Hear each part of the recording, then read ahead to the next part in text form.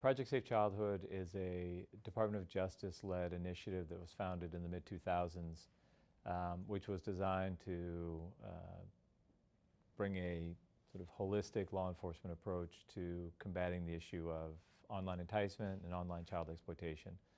And so the Project Safe Childhood project brings together prosecutors, investigators, with the idea that they will both investigate and prosecute online crimes, but also then engage in community outreach, speaking to PTA groups, going into schools and talking to classes, and engaging in a preventive component or sort of a teaching component, so that we can hopefully educate kids and parents to keep them safe online. So yesterday the U.S. Attorney said, parents, you would be wise to monitor your child's online activities. How does one go about doing that? Where do you start? I think, there are hardware solutions, there are software solutions, there are routers you can buy which will track what your kids do online, there are apps you can download which will allow you to monitor your kids' activity. But really I think it comes down to the types of parenting that you did even before there was technology. It's knowing what your kids are doing, knowing who their friends are, talking to them about how to be safe online. We used to talk about stranger danger. We used to talk about not talking to the strange person on the street corner or the car that pulled up. We need to have those same conversations about technology. We have social media apps, and there are kids who have hundreds, if not thousands, of friends online on their Facebook account or on their WhatsApp or on their Snapchat. What I tell kids when I'm asked, and what I tell parents when I'm asked, is that you really should only be friends online with people that you would be friends with in real life. If you don't know the person, you should be very skeptical and you should be very suspicious of their motives and their activities. It's okay to share information, but just be careful about the information that you share. As we saw from the Schomiller case, and as we've seen from other high-profile catfishing incidents, the people who are behind the computer are oftentimes not the people that they're telling you they are. And so we should always just be very cautious and very, very careful about what we expose online, and parents should have that conversation with their kids. They should feel free to talk and understand what it is their kids are doing online. I think that parents should recognize that there is no way that they are going to stay up to date and current with what their kids are doing online. The 13, the 14, the 15-year-olds are always going to be more technologically proficient.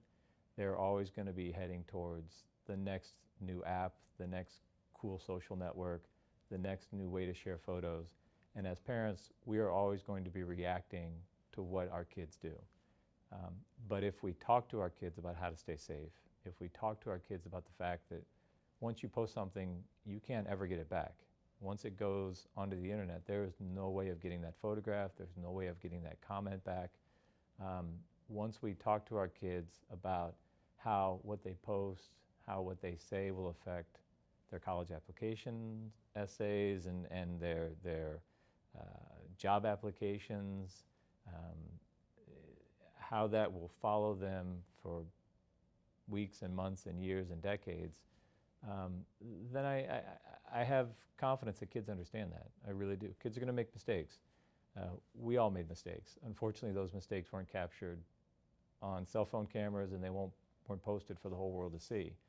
We live in a different world now, and again, parents are going to have a hard time keeping up with that.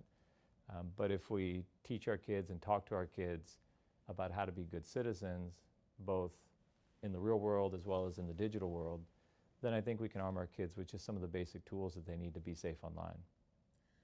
How do predators gain someone's trust? Someone catfishing, I mean, what are the tactics they use to make someone they've never met trust them?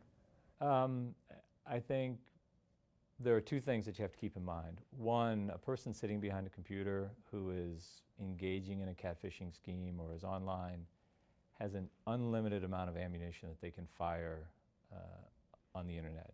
It takes nothing more than a few keystrokes to contact dozens or hundreds or even thousands of people.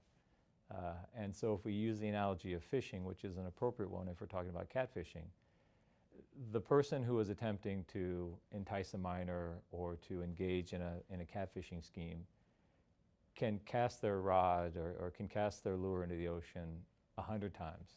They only need one fish to bite. And so people who are engaged in these sorts of activities, they are relentless. They have very little else to do, I would argue.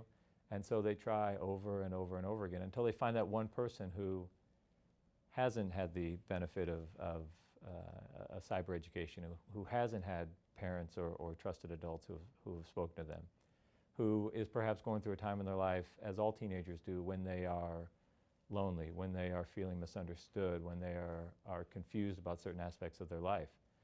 And really, it only takes that one person responding to that catfish request or to that friend request, and that's all the person needs. And so people engaged in catfishing activities will spend a lot of time investing in that one person who's answered their call, or the two or the three people.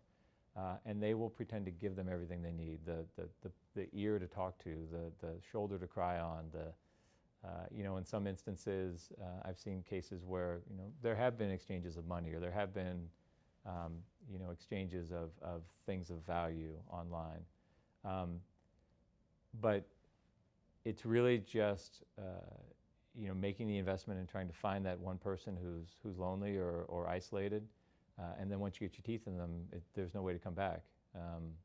It's that one photo that the person sends, which they regret and wish they hadn't sent. At that point, the catfisher has everything they need to then force the victim to engage in further acts, or to conduct themselves in a way that they wouldn't otherwise. But because they're afraid of being exposed, because they're afraid of having that picture, that embarrassing selfie that they took, sent all through their high school or all through their community, they stay quiet, which isn't what a victim should do.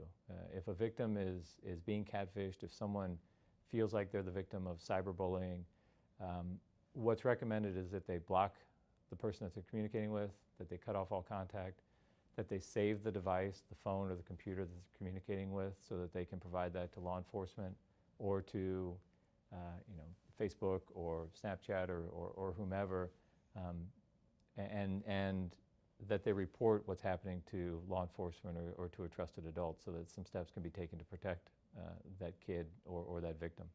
There's an overwhelming wealth of apps and ways that you can communicate now. It seems that it's moving towards avenues that are harder to trace, things where you can be anonymous, that doesn't leave tracks, photos and messages disappear. How does that affect your job? It makes it difficult to prosecute these cases. For all of the virtue of cybersecurity and companies like Apple, which are promoting cybersecurity, it makes it difficult to get into digital devices for which we might have search warrants. It makes it easy to hide evidence, either in encrypted apps or to quickly view and then delete. As was said yesterday, the internet is a wonderful tool, but like any tool, it can be used for evil purposes. I often equate it to a hammer. A hammer is a great tool. You can build a wonderful house with a hammer. You can also smash your thumb and hurt yourself. And so, the problem you identify with these advances in technology, which allow us to encrypt things, which allow us to pretend that we're in one place when we're actually in another place, if we're talking about spoofing an IP address or using a virtual private network. Those all make our cases extremely difficult, and unfortunately they make it difficult to do things proactively, which would allow us to sort of be online and attempt to identify people who are targeting kids. And sadly, far too many of our cases are reactive. That is, somebody has become a victim, and now we have to attempt to put the pieces back together. You've probably seen some of the worst in this job, prosecuting the kind of cases that you do.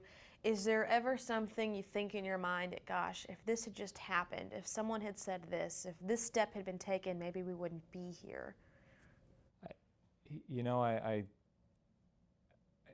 think that's probably a comment I have in a lot of cases, particularly when we have a live victim. There are a fair number of cases I do involving, for instance, child pornography images that have been on the internet for years, if not decades.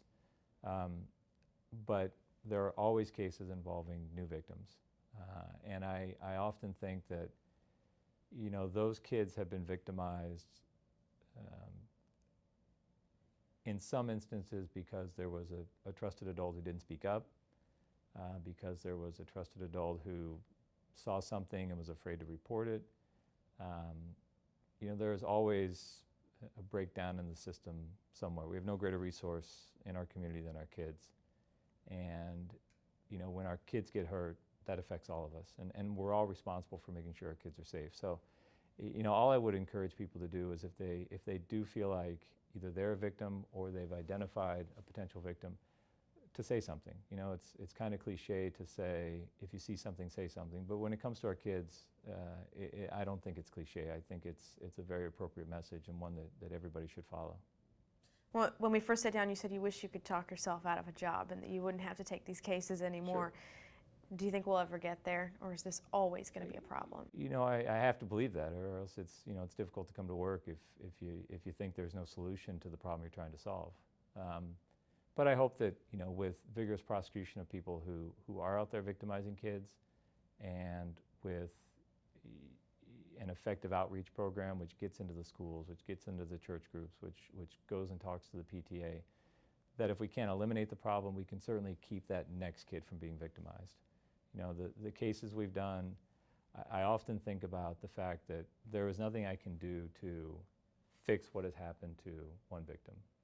The prosecution and you know, an effective sentence will hopefully be part of that victim's healing process, but I can't, you know, I can't fix what happened to that person. But one thing I can do is, by prosecuting the individual who hurt that first person, I can keep them from hurting the next person. And so hopefully, you know, what we do here, it allows us to prevent kids from being victimized, both by the people we prosecute, but also, again, by doing the outreach and doing things like this, we can get a message to a parent or to a kid that will stop them from being the next victim. Last question. Anything else you want to say to specifically parents out there who might be watching this and are concerned about what their kids might be doing online? These are hard conversations to have with your kids. You know, nobody wants to talk about or think about their kid being a victim. Nobody wants to think about the types of trouble that their kids can get into online. And you know, parents are busy, and teenagers and kids who have cell phones and access to devices, they don't want to have these conversations with their parents either. But it's something that you have to do, and it's something that you have to do early. You know, I see cases where there are kids in elementary school who have devices and have access to the internet. And think of it as a great place to watch YouTube videos, and think of it as a great place to download their favorite cartoons. And don't think of it as a place where they can get hurt. And I understand how it is difficult to sort of talk to kids and have those hard conversations, but they're conversations you need to have. Again, as I said, you would talk to your kid about the stranger on the playground. You should also be able to talk to your kid about the stranger online.